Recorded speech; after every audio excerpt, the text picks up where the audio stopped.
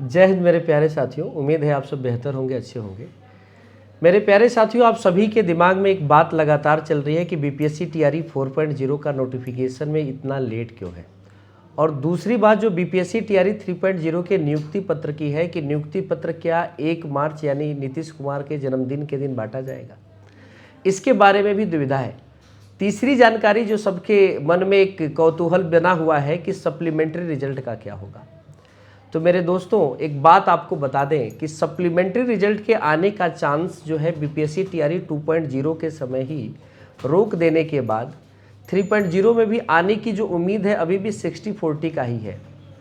आने की उम्मीद सबसे बड़ी वजह यही है कि जो वैकेंसी आई थी उस वैकेंसी में 20,000 सीटें वैकेंसी के सापेक्ष कम रिजल्ट जारी किया गया और उसमें भी जो डीवी हुआ है वो भी 20,000 कम हुआ है, मतलब 40,000 की नियुक्ति होनी है। तो जाहिर सी बात है कि 45,000 के करीब सीटें रिक्त हैं और उन सीटों की रिक्तियों पर सप्लीमेंट्री रिजल्ट आना चाहिए, क्योंकि मल्टीपल रिजल्ट का बिहार में प्रावधान नहीं है। मल्टीपल रिजल्ट का प्रावधान है, यानी एक ही कैंडिडेट 2 से 3 जगहों पे क्या है, 2 से 3 जगहों पे ज्वाइन हुआ है। तो जाहिर सी बात है मल्टीपल रिजल्ट का प्रावधान है। तो आप सभी के दिमाग में चल रहा है कि आखिरकार क्या होगा। तो सप्लीमेंट्री रिजल्ट के आने का जो चांस है वो बीपीएससी टीआरई 3.0 के नियुक्ति पत्र के बंटने के उपरांत ही अध्याचन बिहार शिक्षा विभाग की तरफ से भेजा जाएगा और उसके उपरांत ही जब अध्याचन आ जाए टीआरई 4.0 की, और उसी समय कितने सीटों पे सप्लीमेंट्री रिजल्ट जारी करेंगे, क्योंकि जितने पे सप्लीमेंट्री रिजल्ट जारी करेंगे बाकी के सीटों पर बीपीएससी टीआरई 4.0 आएगा। तो ये दो बातें आपको पूरी तरह से क्लियर हो गई हैं। लेकिन एक और बात जो चल रही है कि एस्टेट का क्या होगा, क्योंकि बहुत सारे पीजी, बीएड और डीएलएड के हुए स्टूडेंट जो है बीटेट और एस्टेट के लिए परेशान है।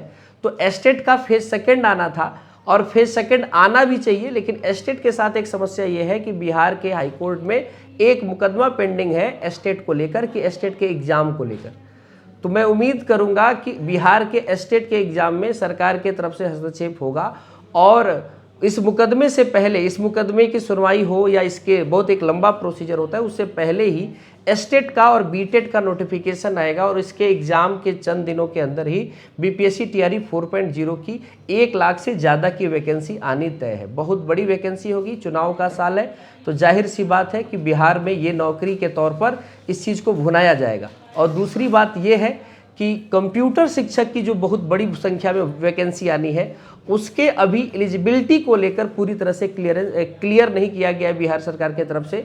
तो कंप्यूटर शिक्षक पर आत्ममंथन तभी होगा जब एस्टेट और बीटेट का एग्जाम हो रहा होगा, क्योंकि उसी के बाद ही कंप्यूटर शिक्षक और टीआरई 4.0 एक साथ लाए जाएंगे। उम्मीद करते हैं आप चीज़ें समझ पाए होंगे। मैं हूं अभिषेक और आप सुन रहे थे ये सारी बातें टीचिंग गुरु के ऑफिशियल यूट्यूब चैनल पर। अगर जानकारी पसंद आई हो तो चैनल को सब्सक्राइब कीजिएगा, वीडियो को लाइक कीजिएगा, दोस्तों में शेयर कीजिएगा। कमेंट बॉक्स खुले हैं, अपने विचार कमेंट सेक्शन में साझा कीजिएगा। जय हिंद सभी को।